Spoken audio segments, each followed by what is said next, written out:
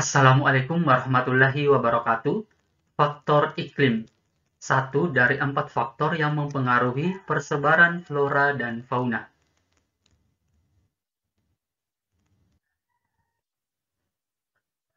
Bagaimana iklim mempengaruhi persebaran flora dan fauna? Kondisi iklim merupakan faktor paling penting yang mempengaruhi persebaran flora dan fauna. Wilayah dengan kondisi iklim ekstrim seperti daerah kutub atau daerah gurun sudah pasti menyulitkan bagi kehidupan suatu organisme. Faktor iklim yang berpengaruh terhadap persebaran flora dan fauna antara lain suhu, kelembaban udara, angin, dan tingkat curah hujan. Kita bahas yang pertama, suhu. Suhu suatu tempat mempengaruhi pertumbuhan dan persebaran flora dan fauna di dunia. Suhu dipengaruhi oleh pancaran sinar matahari. Hewan dan tumbuhan akan beradaptasi sesuai suhu di mana ia tinggal. Fauna yang hidup di suhu dingin memiliki bulu yang lebih tebal daripada fauna yang hidup di suhu panas. Flora juga tumbuh sesuai dengan tingkat suhu di mana ia hidup. Tumbuhan membutuhkan serangkaian cuaca yang berbeda untuk memastikan tumbuh kembangnya. Contohnya adalah kaktus. Kaktus dikenal sebagai tanaman padang pasir yang berkulit tebal dan memiliki duri di permukaan tubuhnya. Tanaman ini dapat tumbuh dalam waktu lama meski tanpa adanya air. Seluruh bagian kaktus mulai dari daun, batang, dan akarnya berfungsi untuk menyerap dan menyimpan air. Itu sebabnya tanaman ini dapat bertahan dalam cuaca yang sangat panas sekalipun. Contoh berikutnya adalah bunga bougainville. Bougainville, tanaman yang sering disebut bunga kertas ini juga tahan terhadap iklim yang kering serta panas. Selain itu, bougainville mudah dirawat dan tidak memerlukan asupan air yang banyak karena mereka bisa mengambil dari dalam tanah. Contoh berikutnya adalah penguin. Suhu di Antartika berkisar antara minus 10 hingga minus 60 derajat Celcius dengan angin yang berhembus sekitar 180 km per jam. Dengan kondisi lingkungan yang sangat ekstrim, penguin bisa bertahan hidup hingga berkembang biak. Penguin bisa bertahan hidup di tempat yang sangat dingin karena hewan ini punya jaringan pembuluh darah di bagian bahu yang membatasi lolosnya panas tubuh dari sayap mereka.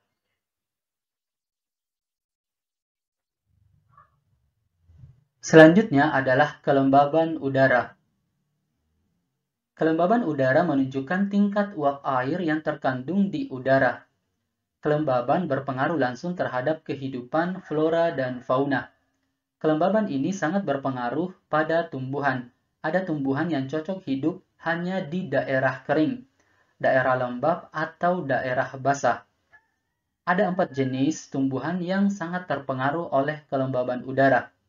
Yang pertama, tumbuhan jenis Xerophyta. Tumbuhan yang tahan di lingkungan kering atau kelembaban udara sangat rendah. Contohnya kaktus. Yang kedua, Mesophyta. Tumbuhan yang cocok hidup di lingkungan lembab tetapi tidak basah. Contohnya anggrek dan cendawan. Yang ketiga, Hygrophita. Tumbuhan yang cocok hidup di kawasan basah. Contohnya teratai, enceng gondok, dan selada air. Yang keempat, Tropophyta. Tumbuhan yang bisa beradaptasi di daerah pemilik musim hujan dan musim kemarau. Tropophyta merupakan flora khas wilayah iklim musim tropis atau monsun tropis. Contohnya adalah jati dan eukaliptus. Kalian bisa lihat di kedua gambar ini. Gambar pertama adalah kaktus dan yang kedua adalah teratai. Dua tumbuhan ini sangat berpengaruh atau dipengaruhi oleh kelembaban udara. Selanjutnya adalah angin. Angin bertiup dari tekanan tinggi ke tekanan yang lebih rendah. Angin juga mempengaruhi jenis tumbuhan dan hewan yang ada. Angin membantu penyebaran serbuk sari dari bunga untuk menjamin keberlangsungan hidup suatu tanaman. Angin yang bertiup juga membantu burung untuk terbang dan bermigrasi saat musim dingin ke tempat yang lebih hangat. Angin memiliki peranan penting dalam distribusi organisme karena angin berinteraksi dengan faktor fisik lainnya. Beberapa mekanisme penyebaran benih dan spora mengandalkan angin. Kalian bisa lihat di gambar ini. Gambar pertama adalah jagung dan yang kedua adalah gandum. Dua jenis tanaman ini sangat dipengaruhi oleh angin di dalam proses penyerbukannya. Selanjutnya adalah curah hujan. Intensitas curah hujan di suatu tempat menentukan keberlangsungan hidup flora dan fauna di dalamnya. Curah hujan yang turun menentukan kapasitas air yang dibutuhkan tumbuhan ataupun hewan untuk tumbuh. Contohnya adalah kaktus. Kaktus yang berhabitat asli di padang pasir diciptakan untuk mampu bertahan di bawah cuaca yang sangat terik. Walaupun hujan tak turun-turun, kaktus akan mampu bertahan dalam jangka panjang. Sedangkan untuk fauna, hewan ternak dan akan bertahan hidup dengan cadangan air yang banyak. Air melimpah dihasilkan oleh hujan yang turun dengan intensitas tinggi.